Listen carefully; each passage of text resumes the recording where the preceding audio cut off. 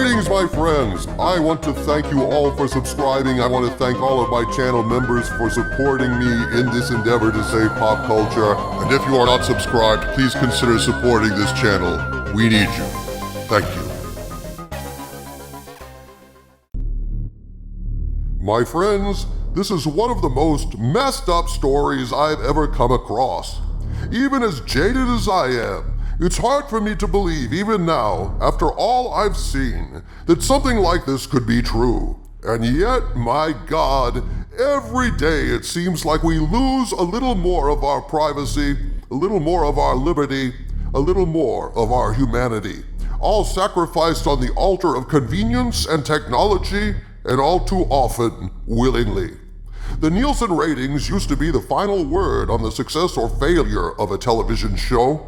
In the days when there were essentially only three major network channels, NBC, CBS, and ABC, the Nielsen Company used to gather data by selecting demographically representative families and paying them to keep a logbook of their viewing habits for a set period of time. Now, this was a flawed system, obviously, since it relied on the truthfulness of the families involved. I mean, if a family mainly watched Howard Cosell calling football games because of Dad, but Mom didn't want the Nielsens thinking they were a bunch of knuckle-dragging, uncouth slobs, and so she filled in the logbook saying they watched Masterpiece Theater on PBS, or the nightly news with Brinkley and Huntley instead. There was always that danger. And yet, for the most part, the Nielsens did seem to reflect the vibes of the times, and back when entertainment was a for-profit business instead of a propaganda factory for extremist minorities of the Marxist kind, shows were dealt with rationally. Renewed when it made economic sense to do so, canceled when they were losers. That's how the world worked once upon a time, folks. Ah, those were the days, my friends. How far your civilization has fallen, Doomcock. Now you have major studios creating programs that only appeal to minorities. Not only that, they make programs made for minorities that actively insult the majority, their values, and their history, and drive them away. And then these peddlers of piss-poor pablum get all surprised when their woke brings them nothing but broke. Madness, dude.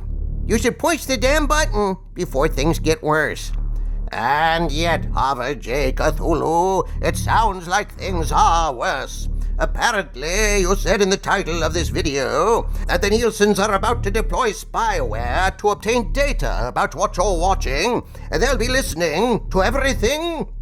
It's like this, Skull of Calderon. I hesitated to use the term spyware in this regard, and yet I decided that the term did in fact apply under the circumstances. But come, let me share what I was told. Now my Bothan agent tells me that the information I'm about to present to you is not a rumor, that they have first-hand knowledge that this is coming. But since I cannot personally confirm this myself, I am nevertheless presenting it as unverified rumor as far as I am concerned, and I ask you to please take it with a grain of salt. So, buckle up, folks. This is what I was told. My Bothan agent told me, quote, "Let's talk about the Nielsen ratings and what's about to change. This is not rumor. Changes are coming to how the ratings are done. As I understand, Nielsen is working on a device, possibly an app, that will be on your phone," unquote. My agent then told me a bit about how they acquired this information, but I'm cutting that part out. After all, this is how many Bothan spies lose their lives, people. My source continues with more details about exactly what we're talking about here. Quote, "This will allow Nielsen to hear everything. This includes bars, airports, restaurants, and other things.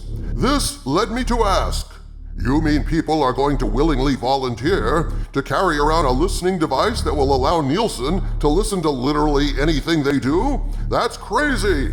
I was then told you will be able to turn on a privacy mode, and people will have to volunteer for this and sign all kinds of forms, and will be expected to go to several different locations during each month to get the extra pay. I then asked, extra pay? How much are we talking here? I was told they had no idea, but this app is in the testing process right now, and it's supposed to be ready before next year. I plan to stay on this, unquote. Oh, man. Holy 1984 on a stick, dude. Plausible. All too plausible.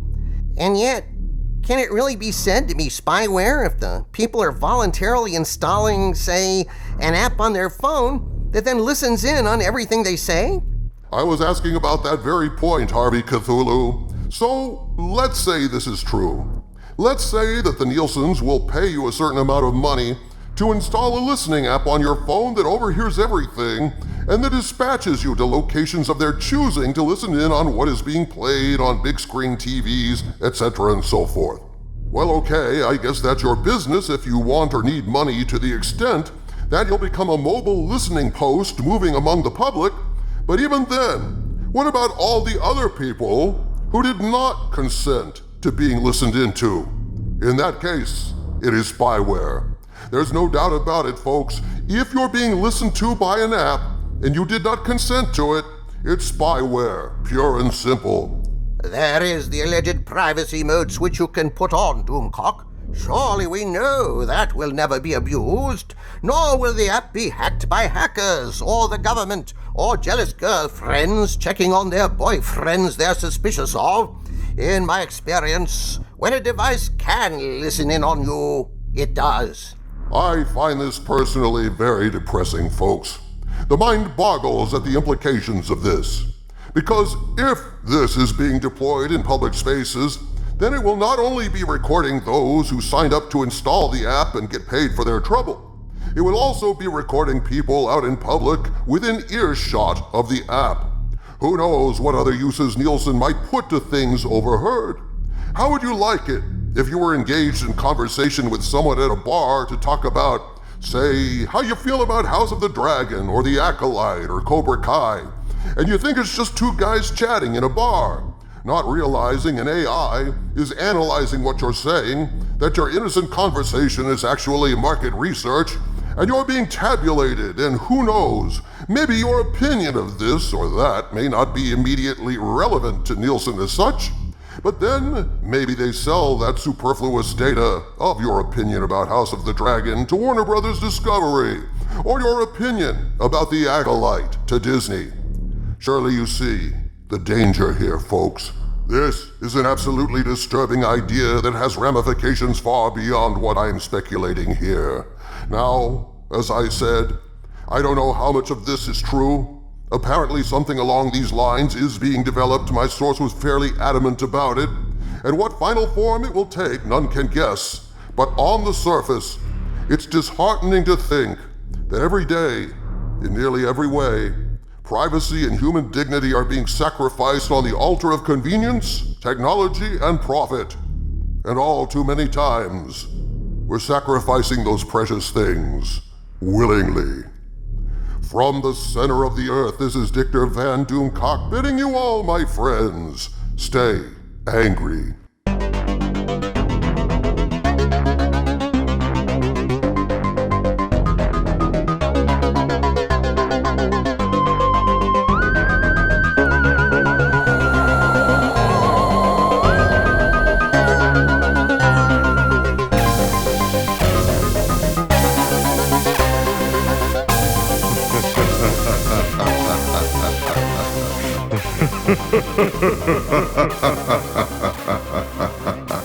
Ha ha ha ha ha ha.